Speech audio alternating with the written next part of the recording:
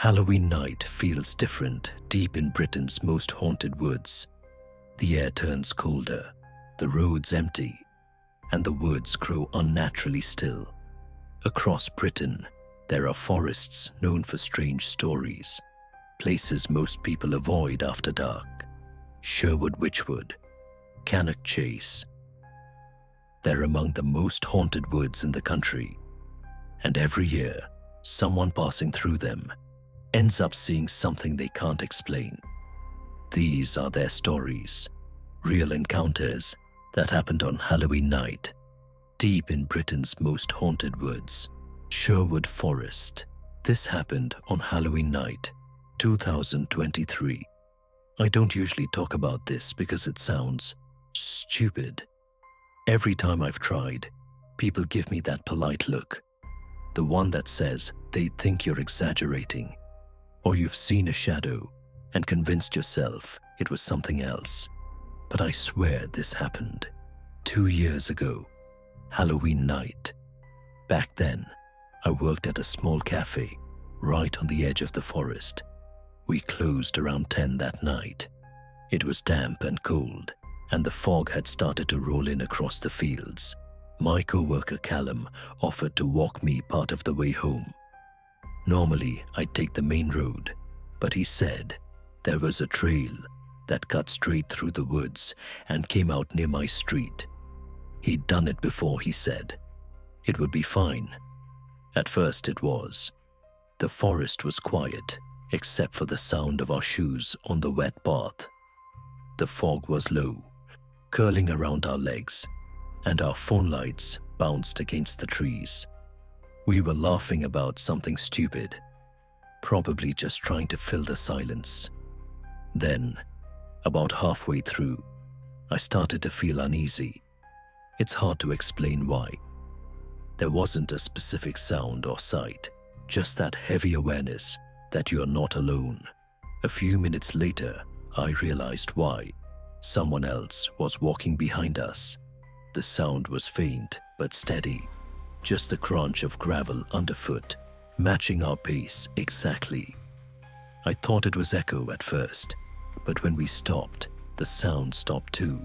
That's when my stomach tightened. Callum called out, "Hello." His voice echoed a bit, then died away. Nothing answered. We stood there for a moment, trying to act calm, but I could tell he felt it too. That weird electric feeling in the air when something's not right. He laughed it off, saying it was probably a deer, but we both knew it wasn't. We kept walking, faster now, the fog getting thicker around us, until everything looked like silhouettes and shadows. I kept glancing over my shoulder, and that's when I saw him. He was about 20 feet back, half hidden behind a tree. I couldn't make out his face, but I could see the shape clearly. Tall, broad-shouldered, completely still. I grabbed Callum's arm and whispered, "There's someone there." When he turned with his light, the shape was gone. Just gone. Callum swore under his breath, and we started moving quicker. Neither of us spoke again after that. Every crunch of our boots on the path sounded too loud, like it was drawing attention. My hands were shaking so badly, I dropped my phone once, and Callum just said quietly, "Don't stop, just keep moving." When the path finally opened up into the car park, I almost ran.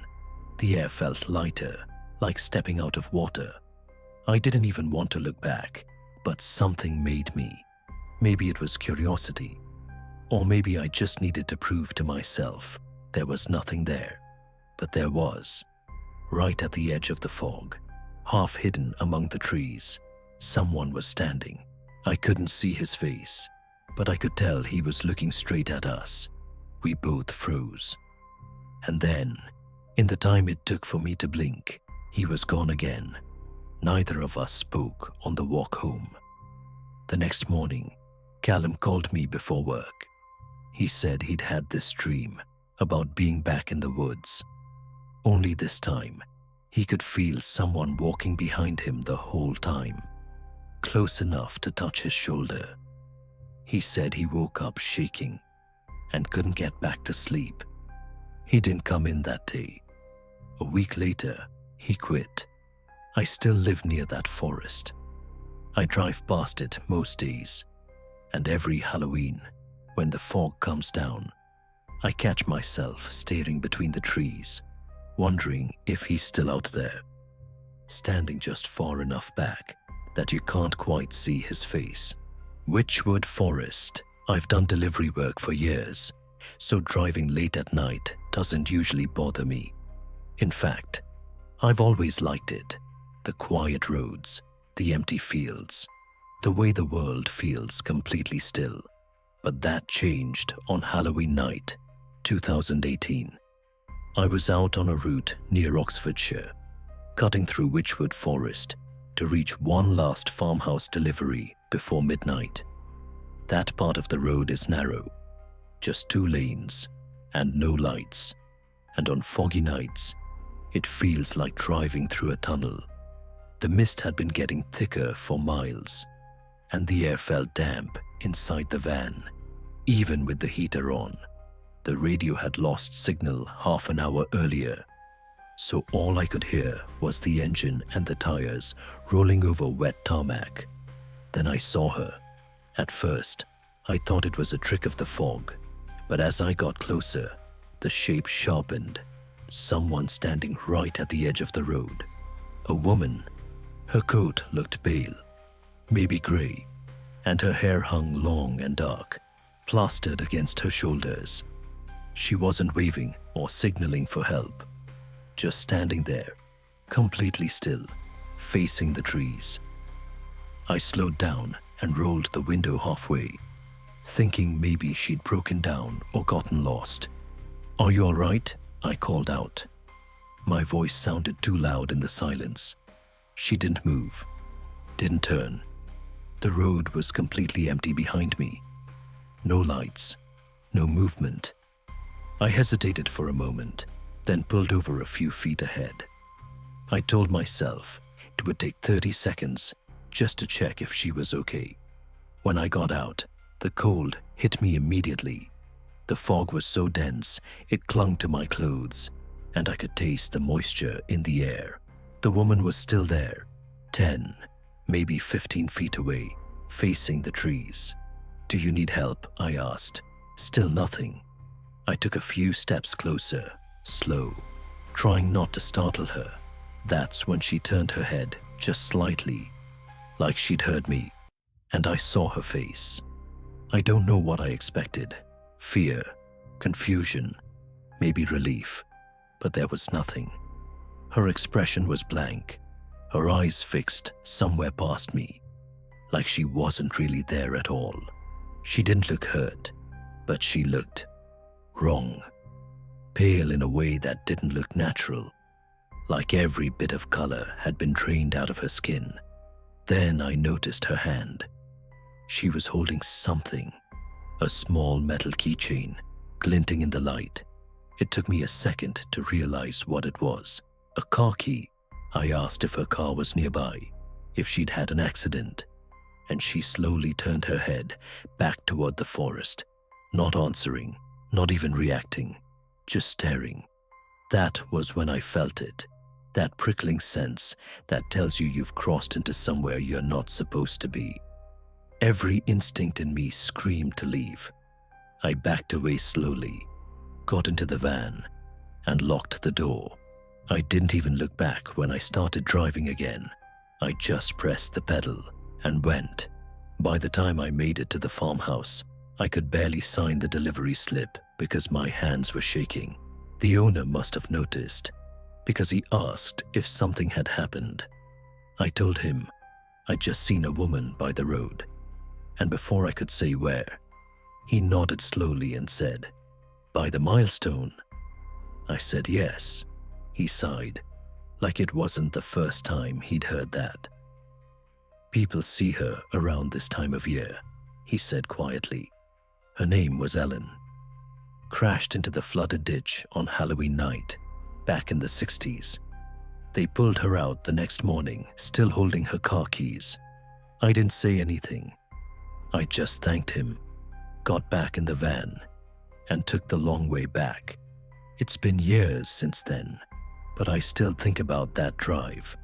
Every time fog settles over the road, I catch myself watching the tree line, half expecting to see her there again. Just standing, waiting, looking toward the forest. Cannock Chase. This happened on Halloween night, 2020. I'd been staying at a small hotel near Hednesford for work. I'd finished dinner early, and I didn't really feel like sitting in my room all night, so I decided to take a drive through Cannock Chase. I'd read a few things about it, the folklore, the old mines, the strange sightings, but I never took that sort of thing seriously. To me, it was just another patch of woodland. It was around 11 when I set out. The air was cold enough that my breath fogged the inside of the windshield, and the mist hung low over the road. There were no other cars. I remember thinking how strange it felt to be surrounded by so many trees, but not hear a single thing. About 20 minutes in, I saw a set of headlights in the distance. For a moment, I felt relieved, like, okay, at least I'm not completely alone out here. But as I got closer, I realized the car wasn't moving. It was parked off to the side of the road at a weird angle, half hidden behind a patch of trees. At first, I thought maybe they'd broken down or stopped to take a phone call. When I passed, I glanced through the window. The driver's seat was empty. But there was something in the back, a car seat, and in it, a small stuffed toy, a brown bear, sitting upright, facing the window. I don't know why, but that image made my stomach twist. There was nothing inherently scary about it, but it felt wrong, like the car had been abandoned mid-journey, and the bear was just waiting. I drove on for another minute before guilt got the better of me. What if someone really had broken down? So I slowed, turned the car around, and drove back, except when I reached the spot again. The car was gone. I thought maybe I'd taken a wrong turn. I went up and down the same stretch of road twice. Nothing. No tire tracks, no lights, not even the indentation on the shoulder where it had been parked. That's when I started to feel uneasy. There was nowhere else it could have gone. Both directions were straight, clear roads, no junctions, no turnoffs. I pulled over for a minute to get my bearings. The fog was so thick, it looked like smoke drifting across the road, and the silence pressed against the windows. I opened my phone to check my location. I stared at the screen for a few seconds, then turned the phone off. I suddenly felt like I shouldn't be stopped there. When I finally reached a small car park at the edge of the forest, I pulled in and sat there for a while, trying to calm down. That's when I noticed something on the driver's side window. 5 fingerprints. Small. Too small to be an adult's hand. They were faint, smeared across the glass, like someone had pressed their hand there and dragged it down. I hadn't seen anyone on the road. I told myself there had to be some logical explanation. Maybe they'd been there earlier. Maybe a kid had leaned on the glass before I left the hotel. That's what I told myself anyway. When I got back to the hotel, I parked under a streetlight and just sat there for a while, looking at the empty passenger seat. I remember thinking that it was stupid to feel watched when there was no one there. But when I finally looked up into the rearview mirror for a split second, I thought I saw movement in the back seat. Just a shift of shadow. Nothing solid. Enough to make me turn around. Of course, nothing was there. I don't drive through Cannock Chase anymore. Even thinking about that place makes my chest tighten. I can still see the fog on the road, the empty car with the bear in the window, and those small handprints pressed against the glass. Most people who drive or walk through these woods on Halloween never notice anything strange. But every so often, someone does. And what they describe always sounds the same. The fog, the stillness, the feeling that they weren't alone. Maybe it's all imagination. Maybe it's something else. Either way, if you ever find yourself out there on Halloween night, keep your eyes on the road. Thanks for watching No Sleep Tonight. And if you enjoyed the video, don't forget to like, share, and subscribe. It truly helps this channel grow and keep these horrors coming. I'll see you in the next video. And until then, sleep well.